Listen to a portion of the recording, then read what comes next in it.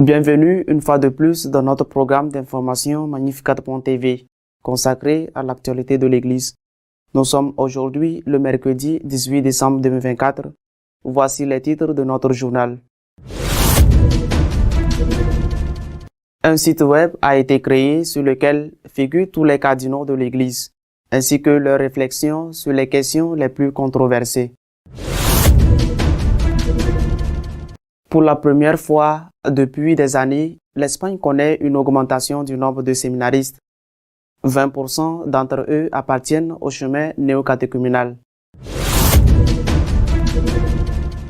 L'évêque de Jerez en Espagne a rappelé que c'est le fidèle et non le prêtre qui décide de la manière dont il doit recevoir la communion. L'Angleterre s'alarme d'une loi sur l'euthanasie qui contraindrait les personnes âgées à recourir à l'euthanasie en exonérant leur héritage de l'impôt si elles décèdent avant l'âge de 75 ans.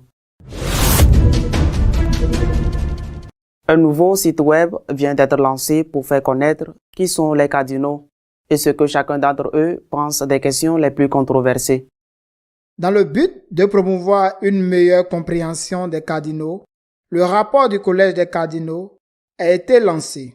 Cette ressource interactive vous permet d'explorer les profils des 240 cardinaux actuels, y compris 40 analyses approfondies et un focus spécial sur 12 d'entre eux, qui sont considérés comme papables. Le vaticaniste Edouard Pantin, en collaboration avec une équipe internationale dirigée par Diane Montagna, a dévoilé une initiative novatrice, le rapport sur le Collège des cardinaux. Ce projet répond aux besoins d'une source fiable et accessible sur les cardinaux de l'Église catholique. Le rapport fournit une base de données complète qui comprend les profils détaillés de 40 cardinaux, dont un certain nombre de cardinaux papables, considérés comme les plus susceptibles de succéder au pape François. Il fournit également des résumés des autres membres du Collège des cardinaux, y compris les 21 nouveaux cardinaux. L'une des principales caractéristiques de ce style est son interactivité. Les utilisateurs peuvent explorer un tableau à code couleur montrant les positions des cardinaux sur 10 questions contemporaines clés pour l'Église et la société. Ces thèmes comprennent la synodalité, la justice sociale, l'environnement et la pastorale du mariage et de la famille. Il comprend également une carte interactive qui montre la répartition géographique et statistique des cardinaux dans le monde. Le rapport consacre un espace particulier aux papables. Parmi eux figure le cardinal Parolin, secrétaire d'État du Vatican, le cardinal Zuppi, chef de l'épiscopat italien et envoyé pour la paix dans les conflits tels que ceux de l'Ukraine et de Gaza, et le cardinal Ambongo, archevêque de Kinshasa. Parmi les autres personnalités, citons Pierre Battista Pisabaya, patriarche latin de Jérusalem, José Tolentino de Mendonça, poète et préfet du Duscater pour la culture et l'éducation, et Jean-Marc Aveline, archevêque de Marseille et expert en matière de migration. Le projet comprend une fonction qui permet aux visiteurs de soumettre des suggestions de mise à jour ou de correction des profils, qui seront soigneusement vérifiés avant d'être mis en œuvre. Le rapport du Collège des cardinaux se présente ainsi comme un outil vivant, destiné à rester à jour et pertinent. Pour la première fois depuis des années, le nombre de séminaristes a augmenté en Espagne. 20% d'entre eux se trouvent dans les séminaires Redemptoris Mater du chemin néocatéchuménal. Cette année académique 2024-2025, le nombre de séminaristes en Espagne a de nouveau dépassé le millier après la baisse enregistrée depuis l'année académique 2021-2022. Plus précisément, le nombre total de séminaristes dans les diocèses espagnols est de 1036 contre 956 l'année dernière. Sur ces 1036 séminaristes, 825 appartiennent au séminaire des diocèses eux-mêmes, tandis que 211 sont formés dans les séminaires missionnaires internationaux appelés Redemptoris Mater, appartenant au chemin néo-catéchuménal. Le nombre total de nouvelles recrues dans les diocèses espagnols pour l'année académique 2024-2025 est de 239 séminaristes, 177 pour l'année académique précédente, dont 59 appartiennent au séminaire du chemin néo-catéchuménal et 180 au séminaire conciliaire. Enfin, le nombre d'ordinations célébrées dans les diocèses d'Espagne au cours de l'année académique écoulée s'élève à 69 nouveaux diacres comptabilisés dans le nombre total de séminaristes proposés et 185 nouveaux prêtres. Pour l'année académique 2022-2023, on compte 41 diacres ordonnés et 79 nouveaux prêtres. Monseigneur Rico, évêque de Jerez, a rappelé que c'est le fidèle et non le prêtre qui décide comment prendre la communion, debout ou à genoux, dans la bouche ou dans la main. L'évêque de Jerez a signé un décret qui réglemente la célébration de l'année jubilaire 2025 et établit des normes liturgiques et sacramentelles pour le diocèse. Monseigneur Rico rappelle que c'est aux communions et non au prêtre de choisir la forme de la communion. Le décret comprend des dispositions détaillées en matière liturgique et sacramentelle visant à renforcer la discipline et la vie communautaire de la foi.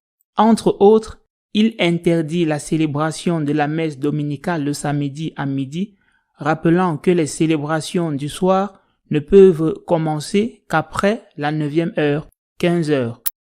La célébration de messe dominicale exclusivement pour de petits groupes, mouvements, confréries ou écoles est découragée afin de promouvoir l'unité de la communauté paroissiale. La liberté des fidèles de recevoir l'Eucharistie dans la main ou dans la bouche, debout ou à genoux, selon les normes universelles de l'Église, est respectée. La norme liturgique sur la manière de recevoir la communion doit être respectée, car elle laisse aux communiants et non aux ministres le choix de la manière de recevoir la communion, à genoux ou debout, dans la bouche ou dans les mains, précise le décret. Le document réitère la nécessité d'avoir reçu le sacrement de la confirmation, non seulement pour se marier, mais aussi pour assumer certains rôles dans l'Église, comme celui de parrain, de baptême ou de confirmation, ou encore pour occuper des postes dans la catéchèse, les confréries et l'enseignement religieux. À Chicago, en revanche, le cardinal Cupich a interdit de s'agenouiller pour la communion au motif que cela ralentit le rythme de la ligne de communion.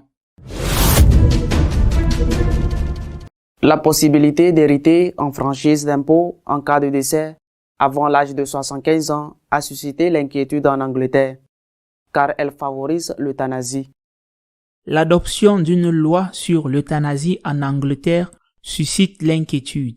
Actuellement, les héritages sont exonérés d'impôts si le défunt a moins de 75 ans. Après cet âge, les bénéficiaires doivent payer jusqu'à 45% d'impôts. La légalisation pourrait contraindre certains à choisir entre prolonger leur vie ou épargner à leur famille une charge fiscale importante. Selon les règles actuelles, les héritages sont transférés en franchise d'impôt si la personne décède avant l'âge de 75 ans. Si l'euthanasie est légalisée, la personne âgée pourrait se trouver confrontée au choix difficile de prolonger sa vie ou d'épargner à sa famille des centaines de milliers de livres d'impôts. Des pressions pourraient également être exercées par les proches du malade pour qu'il avance son décès. Plusieurs évêques britanniques ont prévenu que la légalisation du suicide assisté ne serait pas seulement une solution pour les malades en phase terminale qui veulent mourir avant l'heure, mais qu'elle fera pression sur ceux qui préfèrent attendre de mourir à leur tour pour demander l'euthanasie. L'archevêque de Cardiff, Monseigneur Otole, a déclaré que si le projet de la loi était adopté, l'expérience de pays tels que le Canada, la Belgique, les Pays-Bas et certaines régions des États-Unis montrerait que les personnes les plus vulnérables se sentiraient rapidement menacées. Dans l'Oregon, souvent cité en exemple par les partisans du suicide assisté au Royaume-Uni, plus de 47% des personnes qui l'acceptent invoquent comme raison le fait d'être un fardeau pour la famille, les amis et les soignants. Il a également noté que la Belgique a étendu une autorisation initiale qui ne concernait que les adultes pour permettre l'euthanasie volontaire des enfants. Des cas extraordinaires ont été observés. Euthanasie pour anorexie mentale, euthanasie pour une personne qui regretterait d'avoir changé de sexe, euthanasie pour des jumeaux qui craignaient de perdre la vue, a déclaré l'archevêque. Cette semaine également, de nouvelles données sur l'euthanasie au Canada sont devenues disponibles. 4,7% des décès survenus dans le pays en 2023 étaient dus à l'euthanasie, ce qui a entraîné la mort de 14 343 personnes. Le rapport fournit également des données sur les raisons pour lesquelles les personnes ont demandé l'euthanasie en 2023. La fragilité était la première raison. Elle est suivie par la douleur chronique et la démence. La fragilité comprend la perte de dignité, invoquée par 70% des cas, ainsi que la solitude et l'isolement, qui sont à l'origine de 21% des décès. En octobre, le coroner en chef de l'Ontario a déclaré qu'entre 2018 et 2023, il y aura des cas d'euthanasie motivés par la pauvreté, la peur et l'isolement. Les personnes pauvres et handicapées risquent davantage d'être contraintes et au moins 428 décès non conformes ont été identifiés, 25% des prestataires d'euthanasie ayant enfreint la réglementation. Notre éditorial de cette semaine est consacré aux conséquences dangereuses pour la vie humaine de l'adoption de la loi sur l'euthanasie en Angleterre. Dès que des lois ont commencé à être adoptées dans le monde entier pour rendre possible l'euthanasie ou le suicide assisté, l'Église a immédiatement tiré la sonnette d'alarme. La situation n'était pas seulement dangereuse pour la personne qui était encouragée d'une manière ou d'une autre à mettre fin à sa vie de cette façon, mais dangereuse, très dangereuse pour la société dans son ensemble. La proposition de l'Église était celle des soins palliatifs, c'est-à-dire éviter la douleur qui, dans la grande majorité des cas, peut être évitée, et surtout entourer la personne âgée ou malade d'affection, d'amour et de soins qui lui donnent envie de continuer à vivre et non pas de mourir. Aller à l'encontre de la douleur physique et donner l'affection à des soins dignes d'un être humain, à cette personne en fin de vie. Cela, dans de nombreux cas, n'a malheureusement pas été pris en compte. Et peu à peu, dans un endroit, dans un autre, dans un pays, dans un autre, même dans certains pays, dans un État, oui, dans un autre non, comme aux États-Unis, des lois en faveur de l'euthanasie ont été votées à partir des cas extrêmes et elles se sont généralisées, comme pour l'avortement. Et dans des pays comme le Canada, on en est arrivé à approuver l'euthanasie pour les besoins de l'avortement, l'euthanasie pour les enfants ou l'euthanasie pour des raisons économiques, c'est-à-dire ceux qui considèrent que leur niveau de vie, avec leur pension par exemple, ou avec leurs économies, n'est pas celui qu'ils souhaiteraient avoir, demandent l'euthanasie parce qu'ils estiment que leur vie n'a plus ce niveau de ce que l'on appelle la qualité de vie. C'est un cas qui malheureusement se produit dans d'autres pays comme la Belgique ou les Pays-Bas. Le nombre de personnes qui meurent par suicide assisté augmente et d'autres pays comme la Suisse ont créé un tourisme du suicide afin que les personnes qui n'ont pas de loi sur l'euthanasie approuvée dans leur pays puissent s'y rendre pour se suicider. Maintenant, un pas plus terrible pour être franchi dans cette libéralisation de la mort, dans cette attaque contre les personnes âgées ou malades. C'est ce qui pourrait se passer en Angleterre. L'Angleterre dispose d'un système fiscal selon lequel, lorsqu'une personne décède avant l'âge de 75 ans, son héritage n'est pas taxé, c'est-à-dire que l'impôt sur les successions, qui peut dans certains cas atteindre 45% de l'héritage, n'existe pas. Les personnes qui décèdent avant l'âge de 75 ans laissent leur héritage à qui elles veulent, c'est-à-dire à leurs enfants, par exemple, à leur héritier. Elles laissent leur héritage et celui-ci est transmis dans son intégralité, sans que l'État ne soit taxé. C'est une loi qui existe actuellement en Angleterre. Mais avec la loi sur l'euthanasie qui est à l'étude et qui sera probablement approuvée, cela signifierait une pression terrible pour les personnes de moins de 75 ans, même si elles sont en parfaite santé. Une pression morale terrible, une pression morale sur leur propre personne, sans que personne ne leur dise quoi que ce soit. Parce qu'elles se diraient, si je suis encore en vie, je suis égoïste. Je suis égoïste parce que, à cause de moi, parce que je veux rester en vie, je vais avoir 75 ans, je veux rester en vie, mais à cause de moi, mes héritiers, mes enfants, mes petits-enfants, par exemple, vont voir l'héritage que je vais leur laisser considérablement réduit. Je répète, jusqu'à 45% d'impôts. Naturellement, c'est quelque chose que les gens peuvent penser, mais on peut aussi le leur dire. En d'autres termes, la pression de la famille ou des institutions qui vont recevoir l'héritage peut être énorme. Il ne manquera pas de cas où la personne qui a 75 ans, moins quelques mois, se verra reprocher son égoïsme et on lui dira « À cause de toi, nous ne pourrons pas payer l'hypothèque. Regarde comme nous sommes dans le besoin et ton héritage nous serait très utile. Ou payer les frais universitaires de ton petit-fils. À cause de toi, tu es égoïste.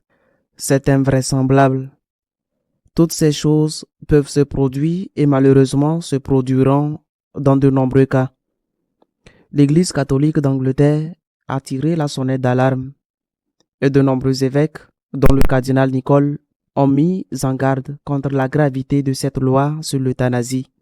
Plusieurs anciens premiers ministres ont également demandé qu'elle ne soit pas adoptée. Pourtant, tout semble indiquer, à moins que les politiques ne se ravisent à la dernière minute, qu'elle sera votée, plaçant la personne âgée ou malade dans une situation de harcèlement extrême, de telle sorte que, par amour, elle devra demander la mort, même si elle souhaite continuer à vivre, parce qu'elle est en parfaite condition pour continuer à vivre. Il y a beaucoup de gens qui, à 75 ans, sont en pleine forme et n'ont aucun problème. Le fond du problème est économique, c'est évident. Il y a des sociétés, pas toutes, mais dans le monde occidental, la plupart où l'avortement a réduit de manière drastique le nombre de naissances et par conséquent le nombre de travailleurs capables de payer leurs impôts, y compris ceux qui servent à soutenir les pensions et la sécurité sociale. Mais dans le même temps, les progrès de la médecine ont permis de prolonger la durée de vie. Nous vivons plus longtemps, de sorte que le nombre de retraités, le nombre de personnes âgées augmente. L'État est confronté au fardeau que représente d'une part le maintien de ses pensions et d'autre part la diminution des revenus parce qu'il y a moins de travailleurs, moins de personnes dans la population active. La solution, ce n'est pas d'envisager de réduire les dépenses pour certaines choses, qui ne sont pas nécessaires. La solution, c'est de tuer les personnes âgées ou de tuer des malades de longue durée. Comment les tuer? Eh bien, au moins pour le moment, ils ne vont pas les forcer à mourir, mais ils créent toutes les conditions possibles pour que la personne le demande. Au Canada, si vous êtes déprimé et que vous demandez l'aide d'un psychologue ou d'un psychiatre, il leur faudra plus d'1 an pour vous recevoir. Par contre, si vous êtes désespéré parce que vous êtes profondément déprimé et que vous n'obtenez pas l'aide médicale dont vous avez besoin et que vous demandez l'euthanasie, dans ce cas, en quelques jours, ils viendront immédiatement vous chercher pour mettre fin à votre vie. Le problème est économique, mais ils le déguisent avec des mots qui ressemblent à de la gentillesse, la mort douce ou la mort par amour, alors qu'en réalité, il s'agit d'une tentative de se débarrasser de celui qui dérange. Et il dérange même s'il est sain. Gênant parce que c'est une chose financière ou une difficulté pour la famille qui doit s'occuper d'une personne âgée ou qui doit payer la maison de retraite ou le foyer où elle a été enfermée. Est-elle la solution? Un avantage financier pour tous ceux qui demandent à mourir avant l'âge de 75 ans. Une cruauté si raffinée qu'elle justifie ce qu'écrivait le philosophe anglais Hobbes. L'homme est un loup pour l'homme. Il est certain que l'homme est un loup. Dans ce cas, pour les personnes âgées ou malades. Un autre philosophe français, en l'occurrence Sartre, avait dit que l'enfer existe, que l'enfer est mon voisin. Dans ce cas, l'enfer existe et l'enfer, c'est celui qui veut tuer celui qui dérange. Dostoïevski a dit que si Dieu n'existe pas, tout est permis. Nous le voyons. Cette société sans Dieu, cette société laïque, est une société qui se retourne contre l'homme, où tout est permis et où la loi du plus fort s'impose, même si celui qui est plus fort aujourd'hui, dès qu'il sera un peu plus âgé, sera soumis à la même pression que celle qu'il exerce aujourd'hui sur celui qui est déjà vieux. Mais heureusement, Dieu existe. Nous nous préparons à Noël. Et Noël nous montre le triomphe de la vie, le triomphe de la lumière sur les ténèbres. Dieu nous aime tels que nous sommes. Il est le seul à nous aimer tels que nous sommes. Il nous aime, même si nous sommes pécheurs. Il nous aime.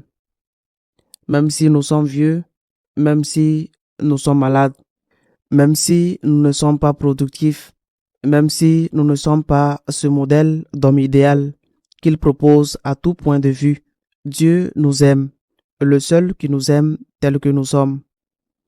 Avec Dieu, nous avons de l'espoir.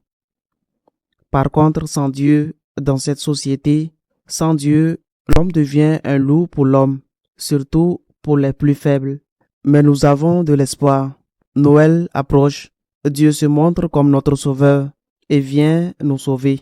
Là, il faut s'accrocher et il faut continuer à se battre pour rendre cette société la plus humaine possible, c'est-à-dire la plus religieuse possible. À la semaine prochaine, si Dieu le veut. Si vous souhaitez être au courant de ce qui se passe dans l'Église, vous pouvez le faire à travers notre page d'information magnificat.tv. Nous continuerons à vous tenir informés de ce qui se passe en elle, mais ce sera après les vacances de Noël. Nous vous souhaitons un joyeux et saint Noël. À l'année prochaine, si Dieu le veut.